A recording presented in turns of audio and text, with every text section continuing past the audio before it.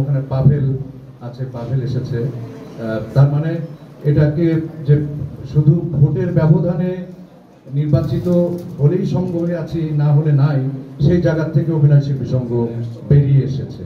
এই ধারাবাহিকতা থাকবে নিশ্চয়ই, এবং নতুন কমিটির সামনে অনেকগুলো বিষয় থাকবে। প্রথমত যে শিল্পীদের মধ্যে যে বড় চ্যালেঞ্জ আমি যেটা মনে করছি এই সময় এসে, শিল্পীদেরকে আবার আস্তে আস্তে একসাথে করে একটা সেই আবার জম্বে মেলা, বটতলা, হাটখোলা এরকম একটা ব্যাপার আবার ঘটতে হবে, সেরকম নিশ্চয়ই ঘটবে।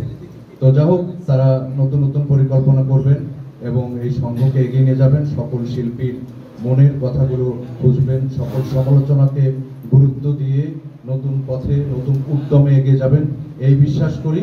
আবারও নতুন কমিটির জন্য শুভকামনা এবং অভিনন্দন।